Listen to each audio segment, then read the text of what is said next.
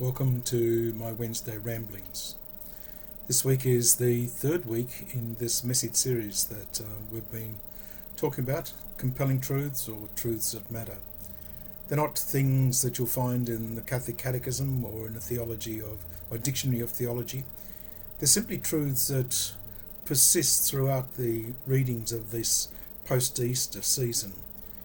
The story of the early church as it began to explore and understand what it meant to be a community of followers of Christ, no longer with them, but the Spirit of the living Lord was with them, and that Spirit made a great difference. We're looking again at the Acts of the Apostles, and this time we're looking at Paul and Barnabas as they set out on their missionary journey, as they go to the different places around Iconium and after having departed from Antioch, and the struggles they had as they tried to preach this good news about Jesus Christ to communities that contained a large number of Jews, people who had moved out of Israel and who were now living in these other parts of the world.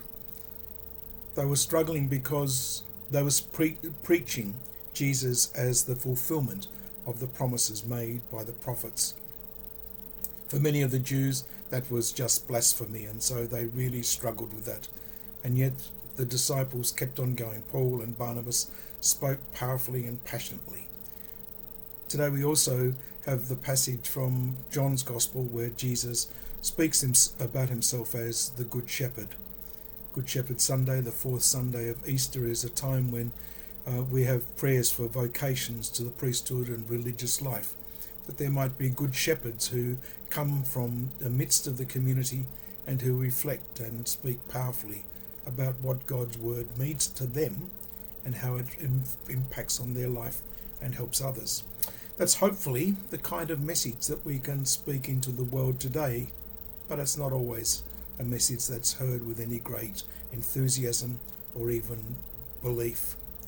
We know that there are so many in our world today who see the human person, what I can do, how I can live, and what I can achieve as being the most important aspects of life.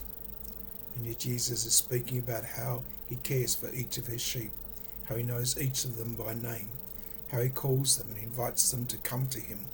And yet so often the people, like so many down through the ages, aren't listening and don't want to know. So this weekend we hope that you'll be a little bit challenged to think about how you can respond to Christ's invitation, to hear his call and to respond to it, to follow and to know that Christ leads us to the Father and to everlasting life. It's not something that's easy to accept, but it's something that once you do accept, makes an incredible difference in your life. My prayer is that those who perhaps stumble across this rambling might be just invited, challenged to think a little bit differently about what life means for them and how they can find answers by turning to Jesus, who is the way, the truth, and the life. Take care, stay safe, and I look forward to some other time when you catch up with my weekly ramblings.